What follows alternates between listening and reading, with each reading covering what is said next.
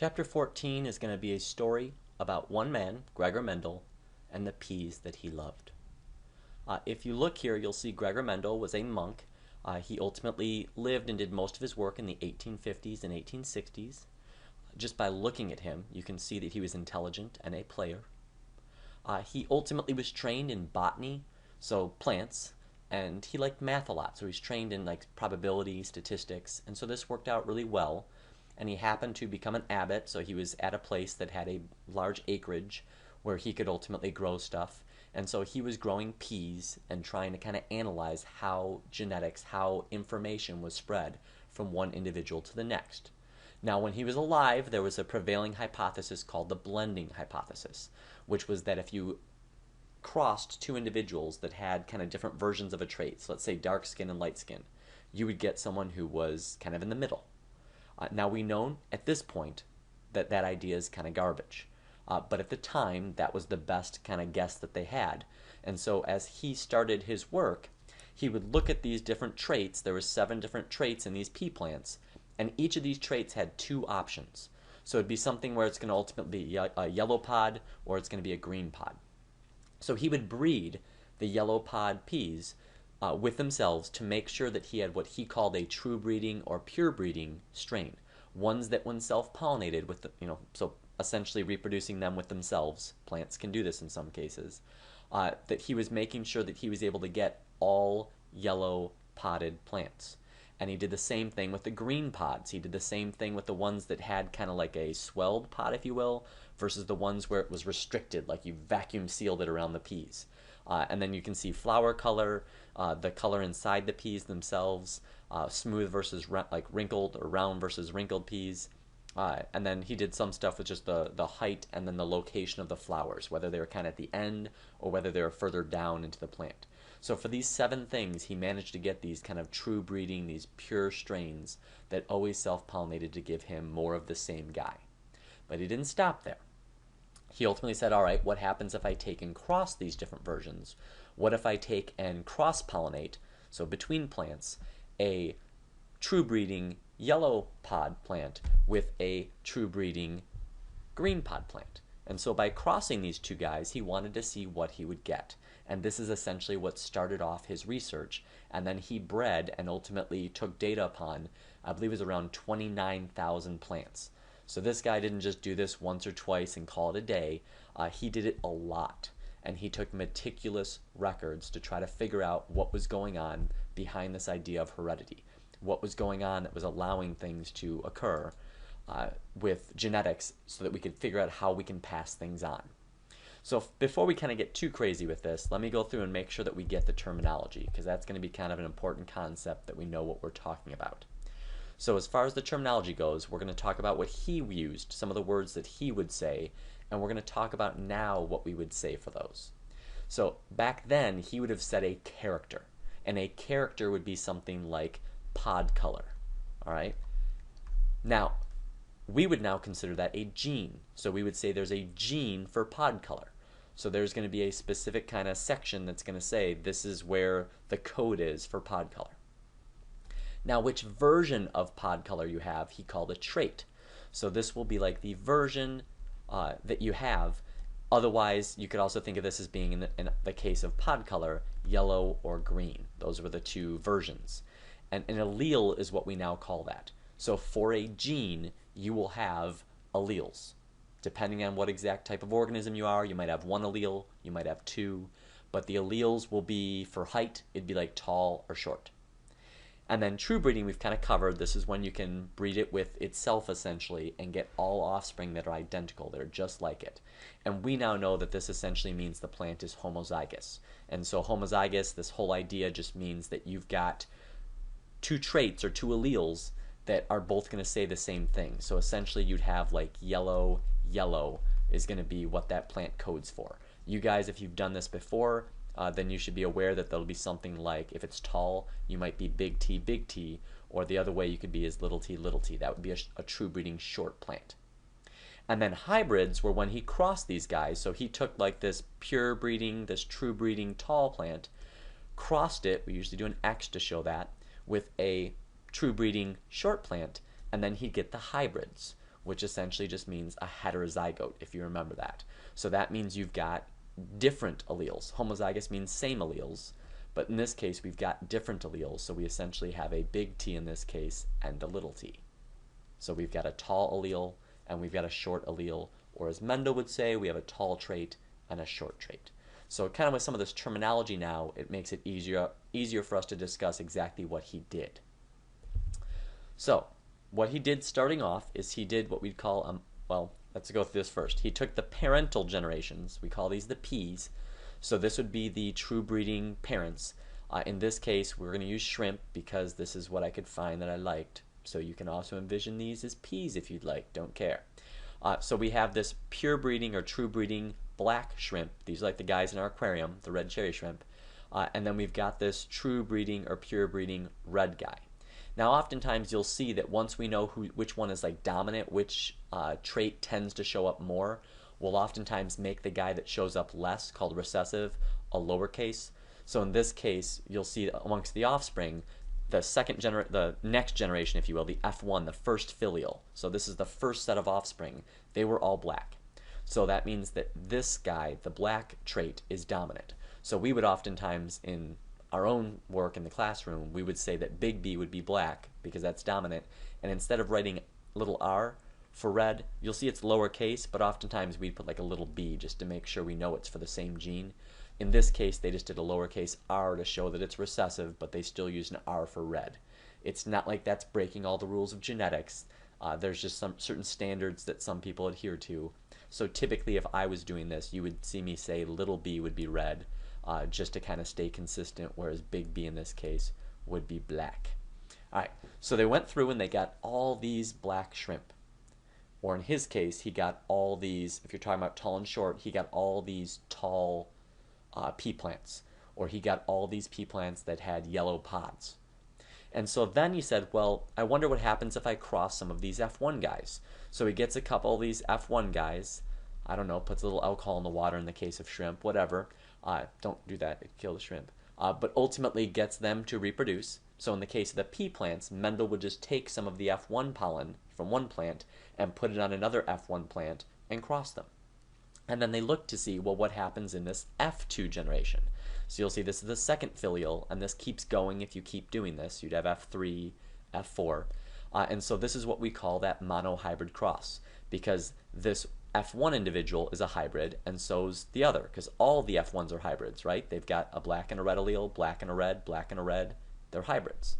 So by crossing these hybrids, he managed to get this 3-to-1 ratio.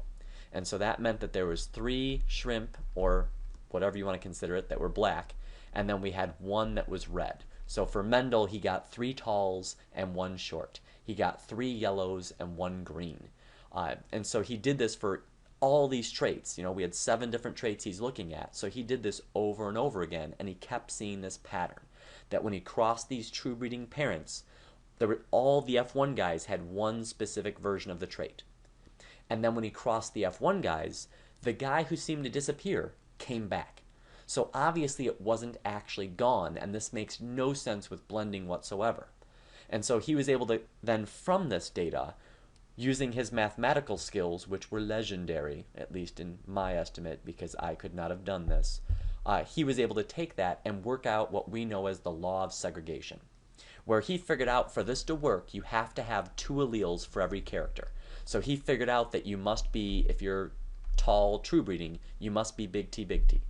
You know, he figured out that ultimately purple flowers are dominant, so he figured out that these original true breeding purple flower guys were using big B for purple. I don't know why, but that's what it was, so we'll go with it. Would have been big B, and that the guys that were ultimately white flowers had to be little b, but you had to have 2. Because that way when you cross these guys, so if I go through and do a cross, I would get all individuals that are going to have a big B and a little b, because each plant passes on one of its alleles to its offspring.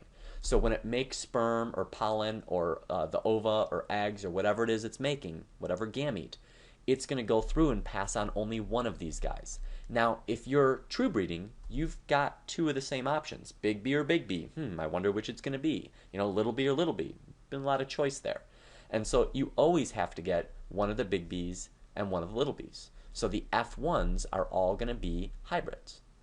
But now he figured out that just because that you are, in this case, purple flowered, just because these F1s are purple flowered hybrids, doesn't mean that they don't have that other trait. It's just being masked. It's recessive. So only the dominant trait will show up in the hybrids. The recessive only shows up if the dominant's not there. But the dominant is here in both parents. So we can't see the recessive even though it's there. But when you cross them, there is a chance, if you are a hybrid, that you can pass on that recessive guy. And there's a chance that the other parent can also pass on the recessive guy. And so there ends up being, once again, this 1 in 4 chance that you are going to get a recessive offspring. You're going to get a white flowered offspring, despite the fact neither parent was white. And so you can see here this idea that when we write out a Punnett square, because this is a Punnett square, we end up making this box, and above each box we put one of the possible letters. So in this case we say it's a big B and a little b because that's what the parent is. But we're separating these to show the gametes, because essentially these are the 2 possible gametes that the one parent can produce. And then the other parent has the same idea. It can only pass on one of its alleles per gamete. So it either passes on, in this case, the big B or the little b. And so we can then make this grid that shows us the possible different ways that the gametes can get together. You can get a big B gamete that meets a big B gamete. That's possible. It happens about 25% of the time. A big B gamete can come across a little b gamete, and ultimately they can get together, and so you can see that happens. In this case, it can happen 2 different ways. The big B can come from the mother, or the big B can come from the father, and so you can see there's 2 different ways to be a hybrid. And then we've got this one guy down here that ultimately can end up just being homozygous recessive. It can end up being a white flower. And so Mendel figured this out, and the Punnett square came later. Another guy invented that. I'll let you guess his name. But he did this just using probability. He figured out this has to be how the system works. So that was pretty amazing that he managed to come up and sort this out. And then now we're using this to be able to figure out what the odds are based upon the work that he did. So law of segregation, you've got 2 of everything, at least plants and animals and diploid things, but you only pass on 1 via the process of meiosis, which sorts all this out. So each gamete only has 1 of those alleles. So this explains how things can skip a generation, because one of the grandparents, if you will, was a white flower, but none of the kids were, but yet a grandchild, if plants have grandchildren, would be white. So this is one of the major things that Mendel did, and it's kind of awesome that he thought enough to breed those F1 hybrid plants to let us figure this out. Now, as we go through, I want to make sure we have a couple other terms now. Phenotype is going to be ultimately what you express, or we'll normally oftentimes just say it's going to be what you look like. So the phenotype is going to be something like tall, it's going to be something like red, whereas the genotype is going to be your actual alleles. So that's going to be something like homozygous dominant, or we can just say big T, because I don't want to write out homozygous dominant. When I do stuff, you'll oftentimes see me just abbreviate it HD. You can be heterozygous, or as I'll just oftentimes abbreviate, HET, or you can be homozygous recessive, which I'll normally just write HR. Those are our genotypes. So when you go through and do a cross, I want to make sure you guys realize that the phenotypic ratio is not always the same as the genotypic ratio. So for instance, in the one that we just did, we said that when you did a monohybrid cross, so if I take big R, and I cross them, I'm going to get 1 offspring that's big R, I'm going to get 2 offspring that are big R, and I'm going to get 1 offspring that's little r. So looking at this, 3 of them are going to be, we'll say big R is for, I don't know, it can be red in this case, doesn't really matter, but they'd be red, whereas 1 of them would be white. So phenotypically, this would be a 3-to-1 ratio. But genotypically, we have 1 of them that's homozygous dominant, we have 2 of them that are heterozygous, and we have 1 of them that's homozygous recessive. So our genotypic ratio would actually be 1 to 2-to-1. So you guys need to pay attention if I'm talking about phenotype or genotype, because there is a big difference between them, and oftentimes the ratios will be different. What I'm asking about will require you to pay attention to that. Now lastly, there is a problem that a lot of people have when they understand Mendelian genetics, and they're trying to figure out, well, if I've got this dominant individual, so I've got this purple flowered pea plant, or a tall pea plant, or this yellow potted pea plant, or whatever you're working with, but I don't know if he's actually a hybrid or if he's true breeding. There is one way that you can pretty easily figure this out, and it's called a test cross, where you're going to take that guy that you're not sure about, so that'd be this individual here, right? It's dominant phenotypically, but we're not sure about its genotype. It could be essentially big B, or it could be big B, little r in this case. And so what we're going to do is we're going to cross it with one of these shrimp that is ultimately homozygous recessive, because we know what this guy's going to give. This guy's always going to give a little r. So there's going to be a little r in every offspring thanks to that parent. Now, if this parent here is homozygous dominant, this parent's always going to give a dominant allele. So all the offspring must be dominant. All the offspring, seeing as black is dominant in this scenario, should be black shrimp. If, however, you have where the parent is a hybrid, so they are dominant, but they're heterozygous, that means that about 50% of the time, they should pass on this recessive allele, which means you should get some recessive offspring. So if you're doing these test crosses, if you see even a single recessive individual, it means that that individual, the parent that we're not sure about, has to be a heterozygote. If you do this and you get enough offspring, let's say you'd want quite a few, I mean at least 4 or 5, ideally 10, 20, 30, as much as you can get. But if you don't see any recessives, there's at least a really good chance that that individual is homozygous dominant. So it's a very low-tech way where you don't need genetic testing, where you can try to figure out if this individual is homozygous dominant. And this becomes very important because when you're breeding something like AKC dogs, if you're breeding livestock, where you want to make sure that that organism is going to come out right, it's going to come out the way you want every time. You want to make sure that that individual's homozygous for the stuff you care about. And so you want to make sure that for your breeding stock, for the individuals that you're going to make sure that you're going to use to give you the next generation, that they are going to have the genetics that you desire most.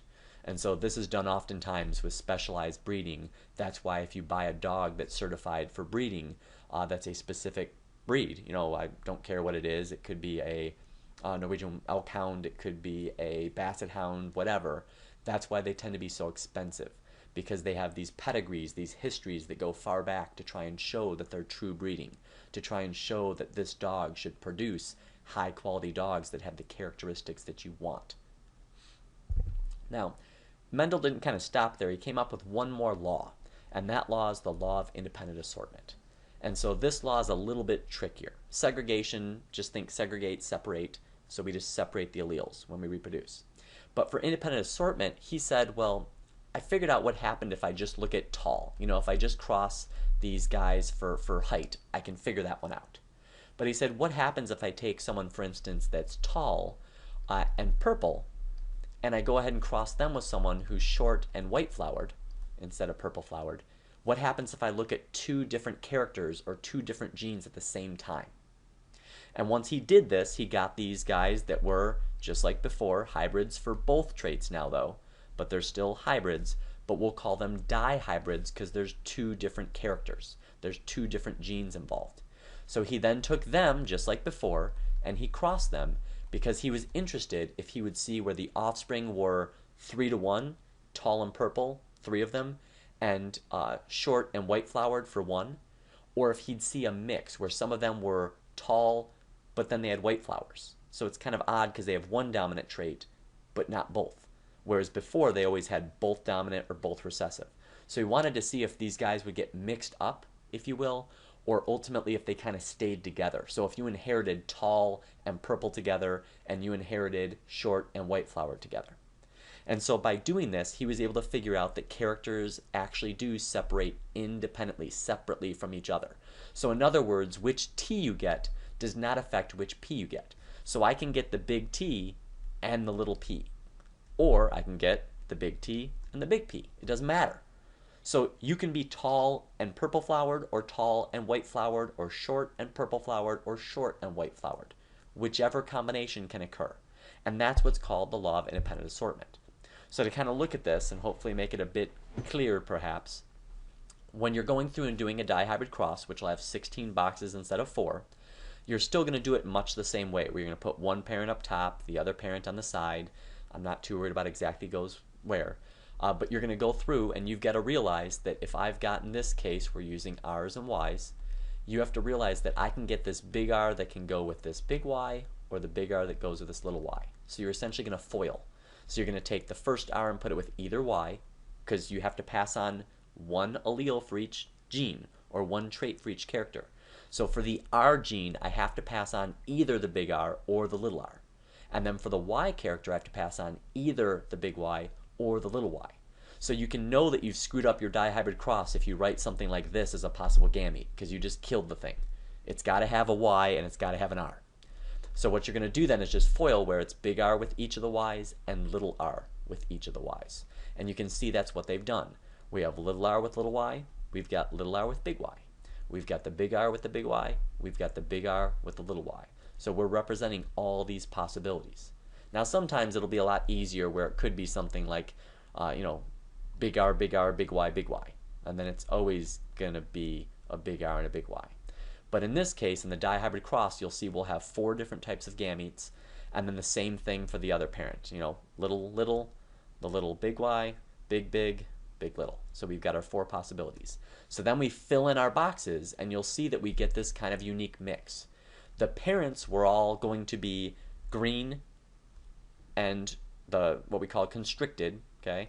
Or they were going to be yellow and they were going to be smooth. They were going to be inflated, whatever you want to call it. So if those in this kind of scenario we're doing, which isn't really very factual, but it's the graphic I found, so deal with it. So if that's what we're going with this scenario, even though it's kind of flipped with what should be dominant, if I recall correctly, we're going to see, though, that we get mixes. They're not all going to be like the parents. We've got some that are inflated in yellow. We've got some of them that are inflated in green. We've got some of them that are constricted in yellow, some that are constricted in green. But what we will find routinely is we'll get this ratio of 9 to 3 to 3 to 1. So 9 of them are going to be dominant for both, so essentially dominant, dominant. 3 of them will be dominant for the first trait. In this case, we're looking at the R trait, so it's the yellow versus the green. And so they'll be dominant for the first trait, recessive for the second. 3 of them will be recessive for the first trait and dominant for the second. So it's split, but split differently. And then 1 of them will ultimately be recessive for both traits. And so that'll be the one lonely guy. So in this case, it's going to be the guy that's yellow and the guy that's going to be fully inflated. And you can see there's only 1 of them. It's right there all by his lonesome. And so we did not see the old ratio, which was 3 to 1 for phenotype. In this case, our phenotypic ratio is 9 to 3 to 3 to 1. And you should know those ratios. Like if I give you something, you should know off the top of your head if you have a monohybrid cross, a true monohybrid cross, where both parents are hybrids, heterozygotes, it's going to be a 3 to 1 phenotypic ratio, a 1 to 2 to 1 genotypic ratio. I'm not going to make you do genotypic ratios with dihybrid crosses, but you should know it's going to be a 9 to 3 to 3 to 1 phenotypic ratio. And that'll save you a lot of time. You can go ahead and do all this, and you can fill out all the boxes, and you can draw this, but it takes a long time. So if I give you a question like this, I will expect you to be able to just kind of pull it out of your brain. Now, if I give you one that's not a true dihybrid cross, if I give you something like big R, big Y, little y, crossed with, big R, little y, little y, this is not a true dihybrid cross, so you would need to go through and FOIL it, and then you'd have to go through and fill in the gametes. You'd have to go through and you'd have to solve the whole thing.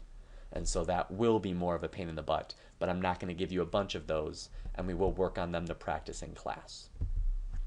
Okay, that pretty much wraps up what we're going to do for this podcast. So we're going to pick up with ways in which we do things that are going to be non-Mendelian. So they're not going to kind of follow the stuff that Mendel saw because he worked with fairly simple stuff. So I'll see you guys soon.